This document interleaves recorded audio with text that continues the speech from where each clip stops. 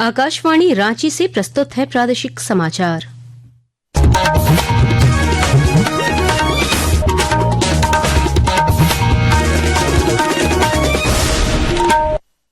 नमस्कार, प्रादेशिक समाचारों के साथ मैं कामिनी। प्रधानमंत्री नरेंद्र मोदी ने आज उत्तर प्रदेश के अयोध्या में श्रीराम जन्मभूमि मंदिर के शिखर पर भगवा ध्वज फहराया। यह ध्वजारोहण मंदिर निर्माण के पूर्ण होने और सांस्कृतिक उत्सव तथा राष्ट्रीय एकता के एक नए अध्याय की शुरुआत का प्रतीक है। इस मौके पर श्री मोदी ने कहा कि यह धर्म ध्वज सत्यमेव जयते का प्रतीक है।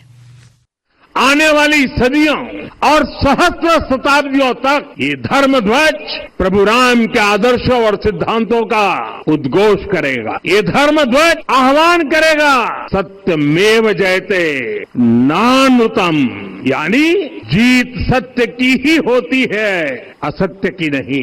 ये धर्म ध्वज उद्घोष करेगा सत्यम एक पदम ब्रह्म सत्य धर्म प्रतिष्ठित, अर्थात सत्य ही ब्रह्म का स्वरूप है, सत्य में ही धर्म स्थापित है। ये धर्म ध्वज प्रेरणा बनेगा।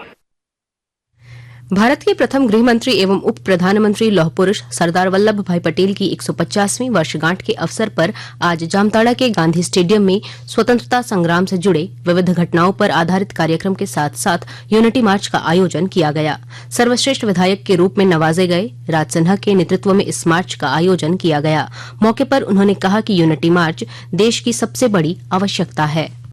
मार्च यानी हम इसे एकता यात्रा भी कह सकते हैं, जो आज हमारे देश की सबसे बड़ी आवश्यकता है। हमारा यह भारत भूभाग एक सूत्र में पीओ कर रहे और एक भारत श्रेष्ठ भारत जो हमारे प्रधानमंत्री जी ने सन 2015 में शुरू किया, और यह हम सब जानते हैं कि हमारे देश के प्रथम उप प्रधानमंत्री और गृह मंत्री सरदार वल्लभ भाई पटेल जी की 150वीं वर्षगांठ हम मना रहे हैं। हमारा देश विशेष रूप से सरदार वल्लभ भाई पटेल जी के प्रति अनुग्रहित है।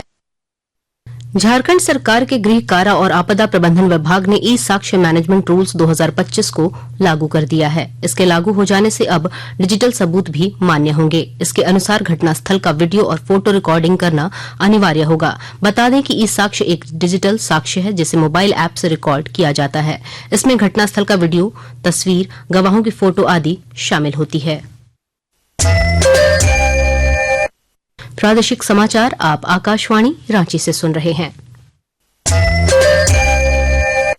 रांची के बाजपुर के किसान चारू उरांव कुछ साल पहले तक पुरानी पारंपरिक विधि से लगभग 5 एकड़ भूमि पर मौसमी सब्जियों की खेती करते थे। जब से चारू ने किसान क्रेडिट कार्ड का इस्तेमाल शुरू किया है, तब से इनकी पूंजी की चिंता दूर हो गई है। और जानकारी दे रहे हैं हमारे संवाददाता। रांची के बाजपुर के किसान चारू उरांव कुछ साल पहले तक पुरानी पारंपरिक विधि से लगभग 5 एकड़ भूमि पर मौसमी सब्जियों की खेती करते थे। जब से चारू ने किसान क्रेडिट कार्ड का इस्तेमाल शुरू किया है, तब से इनकी पूंजी की चिंता दूर हो गई है। इसके अलावा भी चारू को केंद्र सरकार की कई और दूसरी योजनाओं का लाभ मिलने लगा है। केंद्र सरकार की कृषि और किसान कल्याण की योजनाओं से ग्रामीण महिलाओं का भी आर्थिक सशक्तिकरण हो रहा है। इसी गाँव की उर्मिला केरकेटा को भी केसीसी समेत कई और दूसरी कृषि योजनाओं का लाभ मिला है। चारू और उर्मिला की तरह बाजपुर पंचायत के अन्य किसान भी केंद्र सरकार की योजनाओं की बदौलत विकास के ताने बाने को बुनने में लगे हैं। कर्मवीर, आकाशवाणी समाचार, रांची।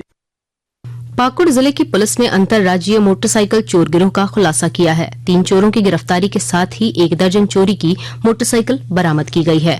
पुलिस अधीक्षक निधि द्विवेदी ने संवाददाता सम्मेलन में बताया कि नगर थाना क्षेत्र में मोटरसाइकिल चोरी की घटना के बाद एसआईटी गठित की गई थी। पुलिस अधीक्षक ने बताया कि चोर गिरोह के सदस्य रमजान के खिलाफ पाकुड़ के अलावे पश्चिम बंगाल में भी एफआईआर दर्ज है।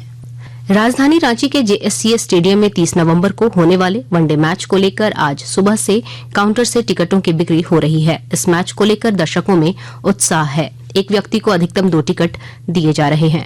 इधर आपदा प्रबंधन विभाग के अनुरोध पर किसी भी अराजकता या भगदड़ की स्थिति में स्टेडियम से भीड़ के आपातकालीन निकासी की योजना जेएससीए की ओर से तैयार कर ली गई है। इसके साथ ही आकाशवाणी रांची से प्रादेशिक समाचार का ये बुलेटिन समाप्त हुआ। अगला प्रादेशिक मुख्य समाचार शाम 4 बजे प्रसारित किया जाएगा। नमस्कार।